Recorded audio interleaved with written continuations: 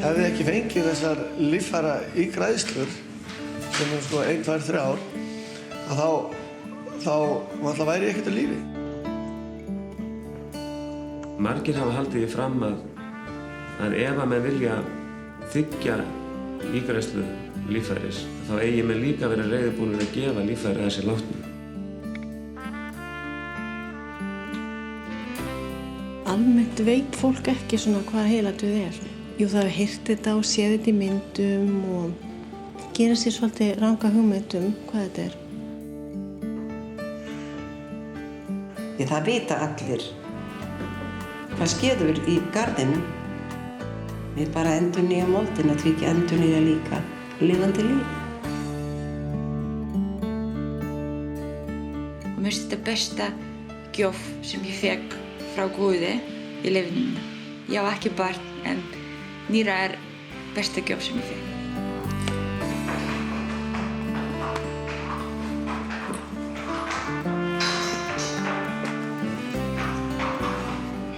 Hugmyndin ígræðslu líffæris úr einum manni í annan í lækningaskyni er aldagömul, en fremur stutt síðan læknum tókst að gera hana að veruleika.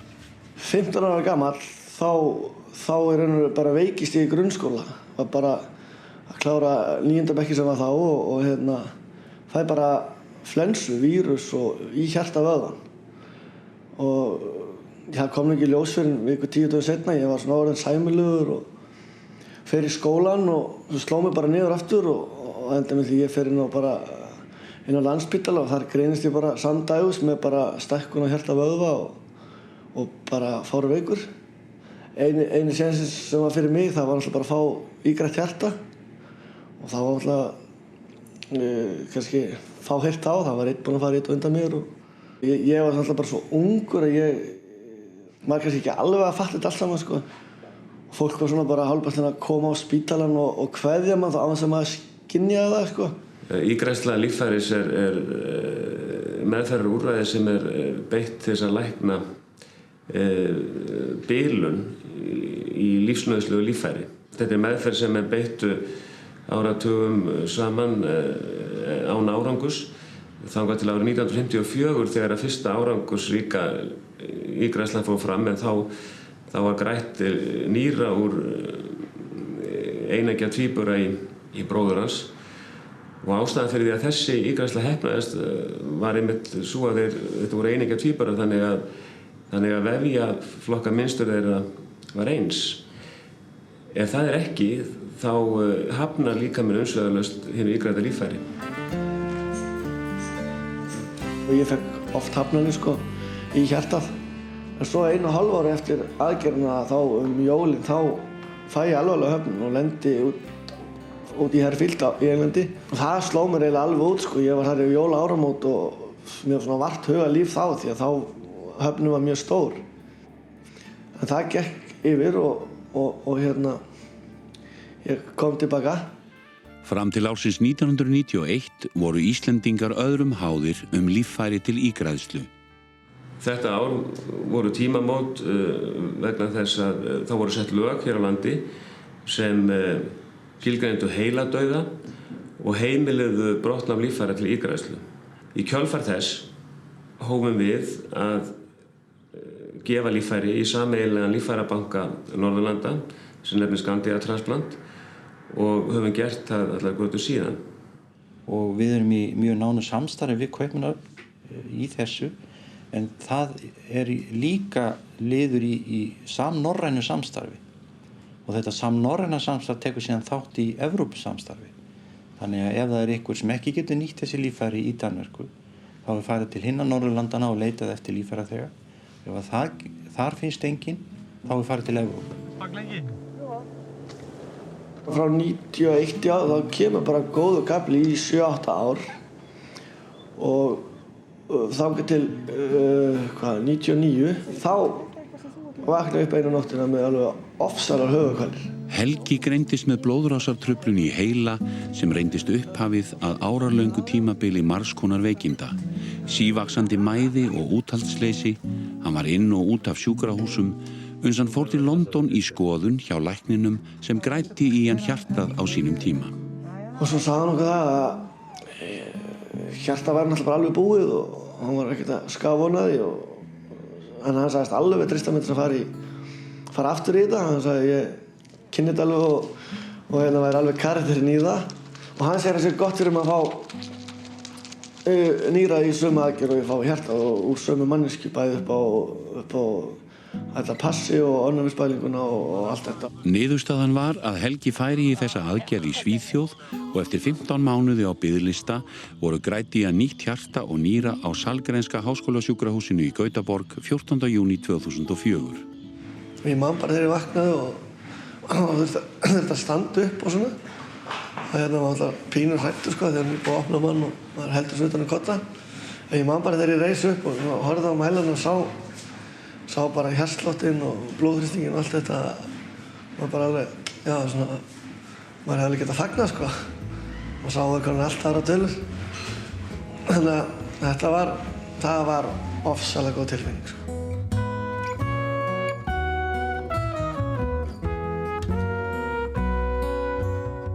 Árangur af líffæraígræðslum orðinn framúrskarandi góður. En stærsta vandamáli sem við glímum við í dag skortur á líffærum til ígræðslu. Þau líffæri sem langoftast eru grædd í Íslendinga eins og aðra eru nýru. Og það má segja að hér sé þetta hlutfall mun hærra heldur en víðast annars staðar. Hlutfall lifandi gjafa af öllum þeim sem gefa nýra mjög hátt hér á landi. Og undanfarna 2 áratugi hafa þeir verið 2/3 af öllum gjöfum sem gefa nýra. Þetta hlutfall mun hærra heldur en meðal annarra þjóða. Þótt nýru komi í verulegum mæli frá lifandi gjöfum eru líffæri til ígræðslu fyrst og fremst fengin úr látnum einstaklingum. Úr einum einstaklingi hafa verið nýtt líffæri til þess að hjálpa 6 öðrum einstaklingum. Það sem mest hefur verið frá okkur hér á Íslandi. Og þá hafa verið nýtt sem sagt, það eru tekin 2 nýru úr einum einstaklingi og þau hjálpa 2 einstaklingum. Það er sett 1 nýra í hvorn einstakling. Síðan lifur og það eru 2 lungu og það hjarta. En það er hægt að nota meira, það er til dæmis hægt að nota hornhimnur til þess að hjálpa þá fleiri einstaklingum, en það hefur ekki verið mikið gert hérna á Íslandi hingað til. Líffæragjafar geta verið af öllum aldri. Það fer þá eftir hvaða líffæri á að nota. Það eru engin aldurstakmark hvað varðar nýru, en það eru ákveðin aldurstakmark varðandi lifur og það síðast var það 60 ára og það eru ákveðin aldurstakmark líka varðandi hjarta og það helst ekki yfir 40. Þann 8. september árið 2001 lentu Selma Jóhannsdóttir og 3 ára gamall sonur hennar, Gabriel Eli Brynjarsson, í alvarlegu bílslysi. Við systir mín voru búin að tala líffæragjöf og höfðum meira að segja stundum talað það ef að við myndum látast á þennan hátt sem hún síðan gerir að þá myndum við vilja vera líffæragjafar en einhverja hluta vegna vorum við ekki búin að skrá okkur sem líffæragjafar en þegar mamma kom með þessu upp á stungu þá var bara að gera að nýta sér það. Við vissum það að þetta var það sem hún vildi. Læknirinn hann sagði að það væri engin von. Hún andaði ekki sjálf og þar af leiðandi þá yrði slökkt á öndunarvélinni og þá var mér búið detta í hug líffæragjöf. Talaði við krakkana mína og tengdabörn. Við erum mjög samstilltur hópur og þetta var samþykkt og þegar ég nefndi þetta við læknirinn upp á sjúkrahúsi þá hef ég sjaldan séð mann stökkva jafn snarlega á fætur og hverfa. Og síðan kom hann inn og sagði það að flugvélin að leggja af stað frá Danmörku. Heiladauði þýðir að átt hefur sér stað óafturkræf stöðvun á starfsemi heilans. Algengustu orsakir eru heilaáfall, ýmist af völdum blæðingar eða æðastíflu, áverkar á höfði vegna slysa og almennur súrefnisskortur í heila vegna truflunar á öndun eða hjartslætti. Heiladauði sem slíkur, hann verður sjaldnast strax, heldur tekur þetta sem einhverja daga þar til hann hægt að staðfesta heiladauða sé að ræða. þá getur maður staðfest á tvennan hátt, annars vegar þá með myndatöku, æðamyndatöku af heilaæðum til að sjá hvort það sé blóðflæði upp til heilans og ef það svo ekki, ef blóðflæði stoppar sem sagt við höfuðkúpubotninn, að þá heiladauða að ræða, bæði í svona lagalegum og læknisfræðilegum skilningi og raunin þá andlát að ræða og síðan það þá klínísk greining og þá viðkomandi skoðaður með tilliti til starfsemi heilans, heilatauga og það þá framkvæmt tvisvar af læknum sem ekki sinna beint sjúklingi með svona 2 klukkustunda bil á milli og þá líka búið útiloka að það sé einhver lyf eða einhver aðrar orsakir sem geta valdið meðvitundarleysi. Og þegar það orðið þá fólk yfirleitt tengt vélum þar sem vélarnar halda lífi eða halda líkamsstarfseminni gangandi og án þess að heilinn sé starfhæfur og það náttúrulega í sjálfu sér ekkert eðlilegt ástand og þá hægt sem sagt að hætta meðferð samkvæmt lögum ef það búið að staðfesta heiladauða. En ef að umræða líffæragjöf komin á stað og hugsanlegu möguleiki á slíkt verði þá þessari meðferð haldið áfram að halda líffærastarfseminni gangandi og við höfum ákveðin tíma þar en það samt takmörk fyrir því að þetta óeðlilegt ástand og líkaminn byrja strax að hrörna. Fyrir aðstandendur lítur sjúklingurinn þó oftast nær bara út fyrir að sofa. Og það voðalega erfitt, sér maður hjá fólki að viðurkenna það eiginlega samþykja það að hann sé dáinn. Það er þessi lífsmerki sem að maður tengir lífi, það er hjarta, slátturinn og öndunin. Hún til staðar en hún vélræn. Við leggjum ríka áherslu á það að taka mjög vel á móti aðstandendum af því það skiptir svo miklu máli hvernig aðkoman á staðnum þar sem sjúklingun að koma og þannig að við leggjum áherslu á að sé umhverfi, sé hlýlegt og fólk fái að geti spurt alla spurningar sem að mögulega dettur í hug að spyrja. Nú að við getum svarað spurningum sem flestum en þeim sem við getum ekki svarað það bara segjast við ekki þá svara, get ekki svarað og það komið þá seinna. Þegar samþykki fyrir líffæragjöf hefur verið fengið hjá aðstandendum umsvifalaust haft samband við Ríkisspítalann í Kaupmannahöfn. En þaðan koma læknar sem framkvæma brottnám líffæranna úr hinum látna og fara síðan með þau aftur til Kaupmannahafnar. Biðlistar fyrirliggjandi yfir sjúklinga sem líffæring getur gagnast en forgang hafa þeir sem eru í brýnustu þörfinni og uppfylla jafnframt líffræðileg skilyrði ígræðslunar. Íslendingar eru jafn rétt háir og Danir á samnorrænu biðlista og fái Íslendingur líffæri úr látnum landa sínum þegar ígræðslan fram í Kaupmannahöfn. Eftir að aðstandendur hafa sagt já við líffæragjöfinni þá yfirleitt hafði svona kveðjustund og það prestur sem sér hana. Í mínum huga þá hefur það alveg sérstaka þýðingu vegna þess að maður heyrir öndunarhljóðið og maður finnur fyrir líkamshitanum og að geta beðið fyrir látinni manneskju og geta beðið fyrir huggun og styrk til þeirra sem að ganga gegnum óbærilega erfiðleika og líka að biðja fyrir gjöfinni sem verið að gefa. Og það sýnir sig að fólk leggur mikið upp úr þessu. Eftir því sem ég sé hefur verið gagnlegt líka í að viðurkenna að einstaklingurinn dáinn sem svona tilfinningalega erfitt einmitt út af því að maður finnur líkamshittan og heyrir öndunarhljóðið. Það sem fólki finnst oft erfitt og það held ég að sé spurning sem að fólk kemur oft með. Það hvernig farið með líkamann? Skorið og hversu mikið skorið, mun að líta illa út og svona ýmsar þessar spurningar sem að skilja mjög vel og þetta sérstaklega með samband við börn. Þegar líkaminn kemur hingað upp eftir aðgerðina sem sagt líffæratakan þá lítur líkaminn mjög vel út. Það skurður sem sem sést að því hann saumaður og en lítur yfirleitt mjög vel út. Samkvæmt skoðanakönnunum segjast alltaf 80-90% aðspurðra samþykki því að gefa úr sér líffæri ef sú staða kæmi upp. Fæstir hafa hins vegar fyrir því að tilkynna þennan vilja sinn svo það lendir á aðstandendum að taka þessa ákvörðun. Samkvæmt erlendum rannsóknum hefur reynst fólki erfiðast í þessu sambandi að ákveða þetta fyrir annan hvort hann eigi að gefa líffæri. Þess vegna afar mikilvægt að þetta sé rætt í fjölskyldum. Þessi mál séu rætt, það er ekkert auðvelt að taka upp svona umræðu en það er mikilvægt að sé rætt og fjölskyldan viti af viðhorfi sinna nánustu hvort þeir myndu vilja gefa líffæri ef svona staða kemur upp.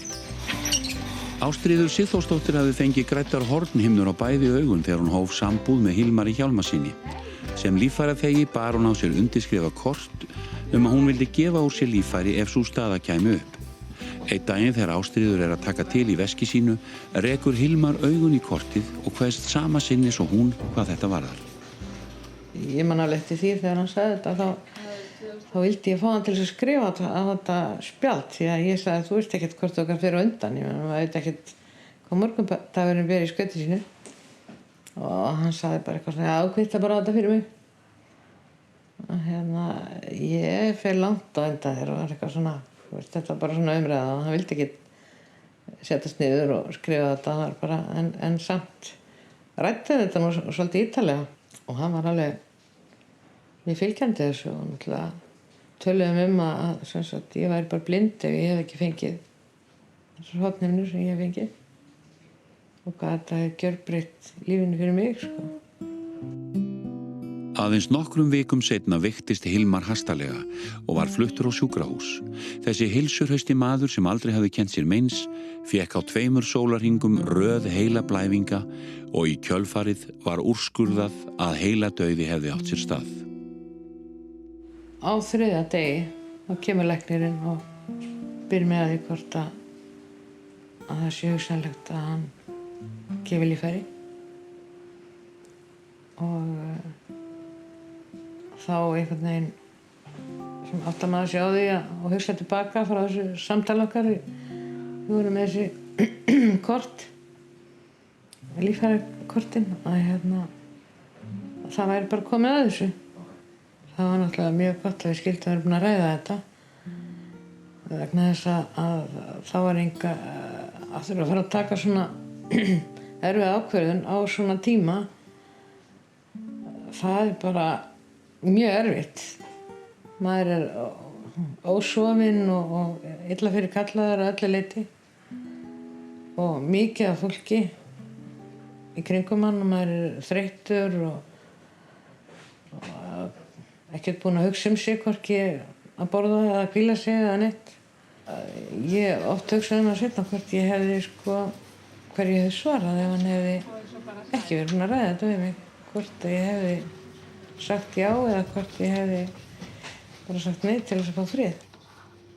Þetta flækist ekkert fyrir minningunum hann.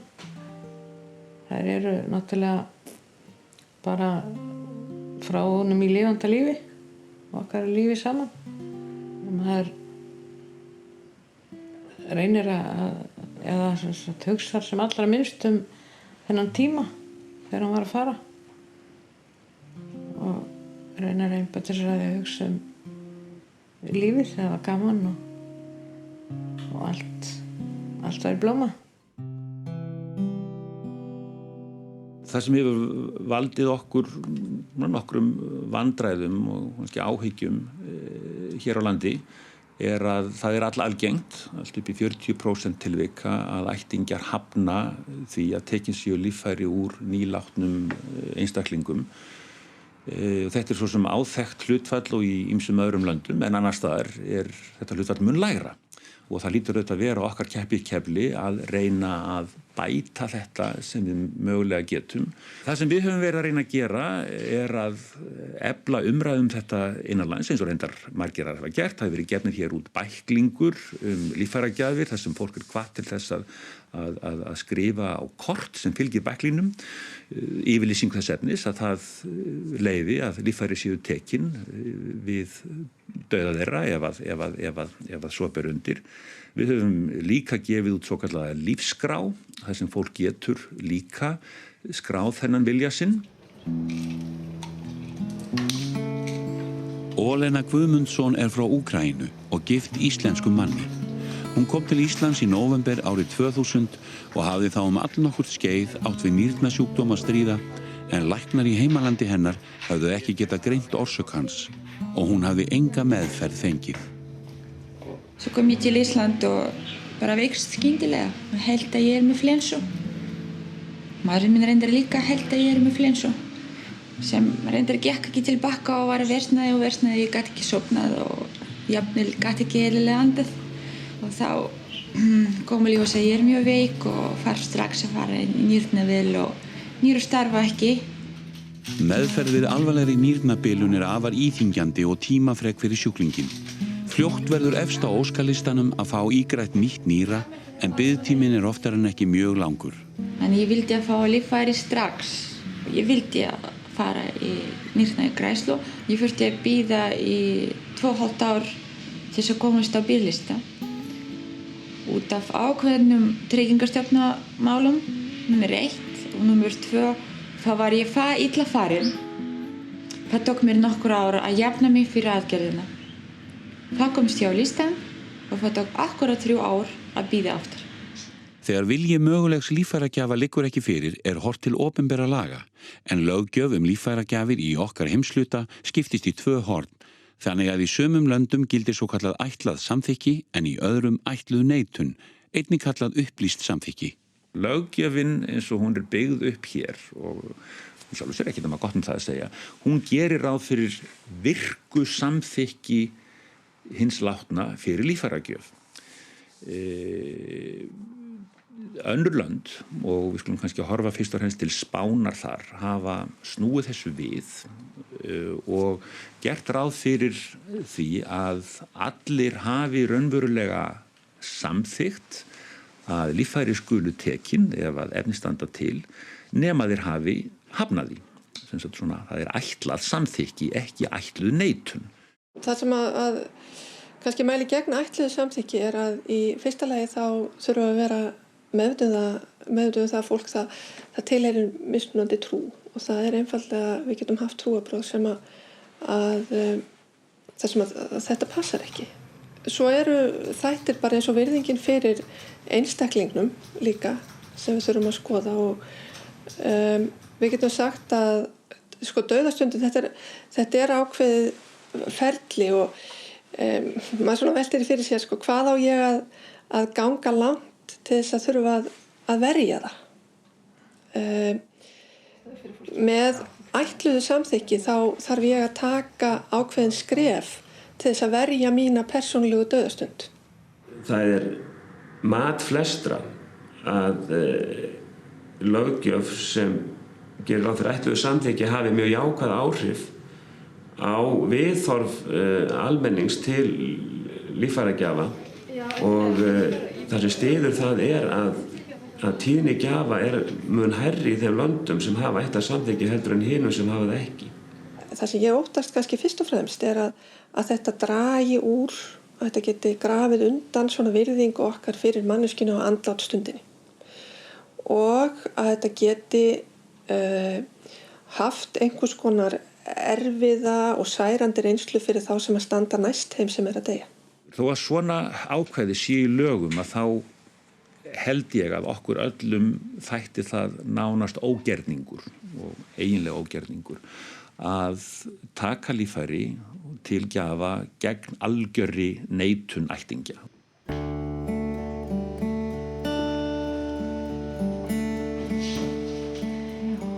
Ég hef aldrei hugsað að þannig að ekki neikvæðan hátt að einhver fengi líffæri úr henni vegna þess að það er svo mikið þörf fyrir líffæri í heiminum í dag, og við vitum það, og það er notalega tilfinning að vita af því í raun að þarna úti séu 2 nýrur sem að tilheyra henni einu sinni og tilheyra núna 2 konum, og það er sem sagt fáið að lifa. Maður heyrir að fólk sem hefur tekið ákvörðun líffæragjöf, maður heyrir að það sé sáttari með þá ákvörðun heldur þeir sem tóku ákvörðun að gefa ekki líffæri. Ég var mjög sátt og ég myndi gefa allt úr mér ef ég gæti, en ég veit að ég orðin of gömul og illa farin. Fólk hefur sagt að það skynji að það sé að gefa eitthvað það sé að gefa eitthvað, sko. Það að missa en það að gefa líf, annað líf. Það var eins og endurfæst að fá nýtt líf, ný tækifæri og til framtíðar til þess að gera það sem manni langar að gera og gera einhverja áætlanir áfram í lífinu. Líf gott, ný líf bara fínt líf.